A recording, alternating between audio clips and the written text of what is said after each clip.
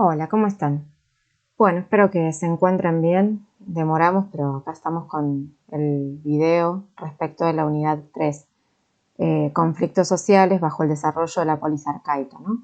Lo que sucede en este proceso, en estos 200 años que van del 700 al 500 antes de Cristo, es un escenario de configuración, de consolidación de lo que va a ser la polis, ¿no? Que nosotros vemos como en esplendor en el siglo V, pero bueno, nace acá, ¿no? Se ordena, se organiza en este proceso que tiene varias aristas. Acá les dejamos una pequeña línea temporal como para ubicar algunos procesos que son los más estudiados en este tiempo, que tienen que ver con el escenario Peloponeso y con la situación de Atenas, ¿no? En el marco peloponeso nosotros vemos la constitución de Esparta como una polis centralizada, y uno de los elementos que llevan a esa constitución o a esa consolidación está vinculado a la ocupación de la región de Mesenia, la, digamos, la esclavización o esclavitud, una esclavitud particular que no es similar al resto de las formas esclavistas que conocemos para la antigüedad, sino que es una forma muy particular que tiene Esparta, en el caso de la población mesenia, conocida como Hilota, y bueno, que es un elemento central a la hora de pensar de cómo Esparta se consolida como polis, ¿no? Con características distintas a las que va a tener Atenas. Pero bueno, esos son como los grandes, las polis más estudiadas de este tiempo, y por eso, bueno, referimos acá algunos de sus hechos más interesantes. Bien, ¿cómo se constituye la polis? La polis se constituye en un proceso de unificación de aldeas, ¿no? Ese proceso se llamó cinesismo o sinoiquismos. Es un proceso por el cual cada pequeña aldea, cada pequeño grupo de familia cede su libertad de acción y su autonomía a un solo centro político, ¿no? Y se constituye un nuevo centro político en el que confluyen las libertades políticas y las autonomías de todas las familias de esas aldeas. Un elemento fue la religiosidad utilizado para este sinoiquismo. También se puede pensar, hay un autor interesante que analiza desde el marco religioso la vinculación de las aldeas a través del elemento del fuego sagrado, ¿no? Y cómo el fuego fue siempre una herramienta de unificación en el marco de juntar los ancestros comunes y crear un nuevo ancestro común, que es el ancestro de la polis, el fuego poliado. Ahí aparece el tema de la religiosidad en ese marco. Pero también tenemos, bueno, el caso de Esparta, que señala que no siempre fue una unificación pacífica, sino que hay situaciones donde no había acuerdo y se procede a situaciones de guerra, ¿no?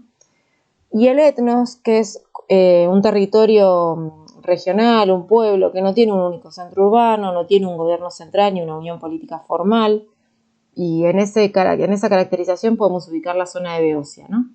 Es decir, que la polis, si bien es la formación más conocida, más estudiada y que tiene muchos puntos en común, y tenemos mucha información respecto de las características de distintas polis, no era el único formato de organización política que conocemos en este periodo que llamamos arcaico, ¿no? Que va entre el 700 y el 500 a.C. Es decir, que hay otras formaciones políticas, otro tipo de organizaciones políticas que no son esencialmente la polis, incluso en la Grecia continental. Bien, esta unificación es producto de las necesidades terratenientes de la aristocracia, ¿no? Es decir, la aristocracia, que obviamente tiene características terratenientes porque no hay, si bien hay desarrollo del comercio, el centro de poder sigue siendo la tierra, y tiene esta aristocracia tiene necesidades específicas, por lo tanto, es que la confluencia en una ciudad-estado, en una polis, es de interés de todas las partes, ¿no? El cargo de basileus es abolido en todos lados, el poder es reducido drásticamente, las funciones que hasta este momento ejercía el basileus, ese que quedó dando vuelta en época homérica, ¿no? En la época post caída de los palacios centrales, es un basileus que, bueno, que en tiempo antiguo ha tenido muchísima importancia. En este momento todas sus funciones fueron distribuidas en varios magistrados. Ahí aumenta el poder del Consejo de Ancianos aristocrático, claramente, disminuye el poder de lo que eran las asambleas de los pueblos o de las aldeas, ¿no? Porque lo que va a tener como mayor impronta ahora va a ser el Consejo de Ancianos, que es una entidad creada con ancianos de todas las aldeas que van a componer la polis. El control central queda en manos de estos grandes terratenientes que formaban un gobierno colectivo con un acuerdo de cooperación entre aristois quiere decir los mejores. Se dividen en esferas de poder, las distintas magistraturas tienen, bueno, duración delimitada y sin carácter hereditario, por supuesto, porque estamos en un proceso de, entre comillas, inicio democrático. Y también esto de la distribución del poder hay que pensarlo en el marco de la posibilidad de sostener este modelo, ¿no?, político. Y el control del territorio en manos de las familias ricas, que ejercieron siempre un rol preponderante, bueno, desde el Consejo de Ancianos, pero en general ejercieron un rol preponderante. Esto va de la mano, este proceso va de la mano acompañado de un proceso que es el de la colonización, ¿no?, que nosotros habíamos analizado por ahí un poco en el siglo IX, X, VIII, pero que tiene acá como una nueva etapa en este periodo que nosotros analizamos, tiene nuevas etapas del proceso. Bueno, las causas siempre son, digamos, como parecidas, ¿no? La necesidad de aprovisionarse de metal y de tierras fértiles, ¿no? El crecimiento del establecimiento de la polis y el desarrollo de organización sociocomunitaria lleva también a una estabilidad en estas aldeas y a un incremento demográfico. Ese incremento demográfico se ve reflejado en la necesidad de nuevas tierras para poder alimentar todas las bocas que forman parte de cada aldea. Entonces, al tener pocas tierras fértiles, necesitan acrecentar esa cantidad de tierras y por eso digamos, va de la mano el proceso de la constitución de la polis y del establecimiento de la polis junto al proceso de la colonización. Se crea, la primera acción de la polis era, bueno, revisar quiénes eran los que iban a emigrar y que iban a construir una nueva polis, que se llama apoiquía. Apoiquía quiere decir casa lejos, monedero. Nosotros trabajamos monedero, que analiza bien este proceso y da detalles respecto de él, pero bueno, en líneas generales podemos hablar de dos momentos, ¿no? Del 750 al 650, donde se va hacia el oeste, el sur de Italia, Francia, Libia, la península ibérica, y entre el 650 y el 500 a.C., que va hacia el este, en la costa del Ponto Exuino. Es un proceso de difusión de la vida y de la cultura helénica, y además del vínculo con lo no griego, ¿no? Acá también esto también para pensar, esto que nosotros trabajamos siempre de manera transversal, que tiene que ver con la alteridad, ¿no? Con cómo construyo mi identidad en función de la identidad del otro, esta vinculación que aparece a partir de la colonización con otras polis y con otros espacios geográficos y culturales, bueno, también va afianzando y afirmando la identidad griega, ¿no? Estas nuevas colonias se establecen en regiones lindantes con otros pueblos, con los que en general llegan a acuerdos de paz, porque obviamente necesitan mantener esa paz para poder instalarse a través de matrimonios, vínculos comerciales, distribución del territorio, etcétera, ¿no? Y claramente fue la puerta de acceso al intercambio, no solo comercial, sino también cultural. Y esto se puede ver en la difusión de los cultos también. Este proceso, como otra pata del mismo proceso, de polis y colonización está el ejército plita, ¿no? Los cambios en el armamento y en la forma de combate. Hay pocas fuentes, pero hay algunas fuentes. Una es la de Tirteo y la otra es la de Calino, que dan cuenta de los cambios de valores generados a partir de la polis, ¿no? Nosotros vimos que el héroe homérico era el héroe en batalla, era individual. Bueno, en el proceso de la polis morir en el campo de batalla tiene una relevancia suprema, sumamente positiva, porque está vinculada a esa comunidad que se está constituyendo y que uno deja la vida en pos de esa comunidad, ¿no? Entonces sigue siendo una virtud máxima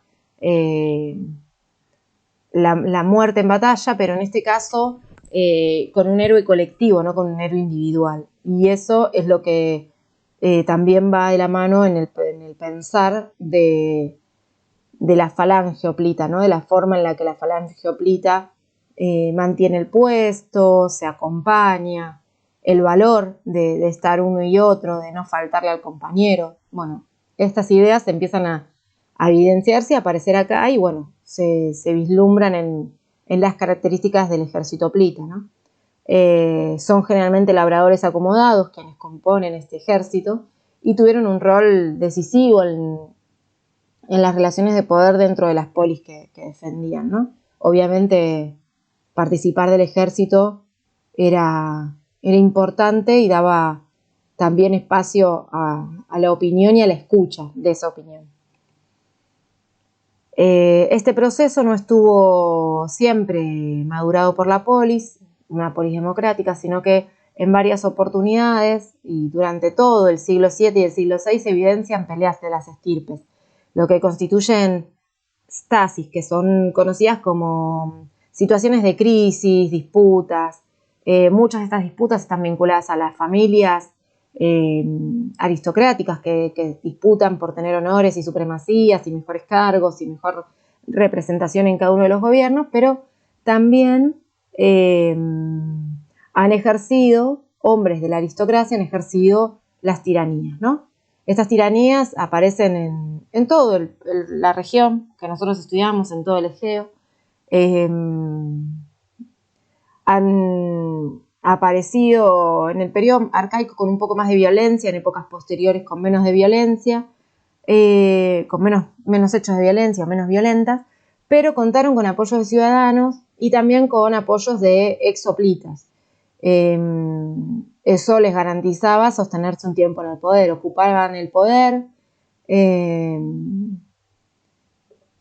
a través de actos violentos hacia los ricos. En general eran personas que venían, bueno, hay de todo, no es que hay una sola matriz, pero hay algunas tiranías que indican que quienes tomaban el poder eran en intención de lograr algún nivel de justicia, si se quiere, entre los distintos grupos sociales, ¿no? Ante el privilegio o el poder y el lujo de algunos.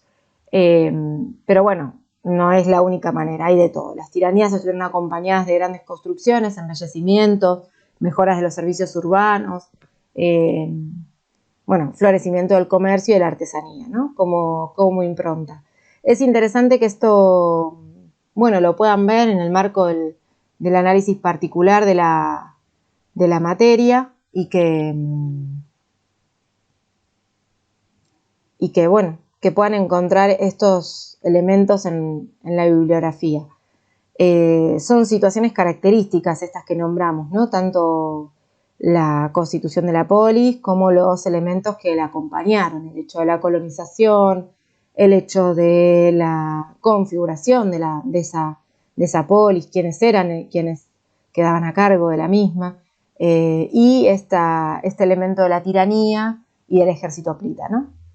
Espero que les sirva y estamos, como siempre, en contacto por cualquier otra necesidad. Hasta luego.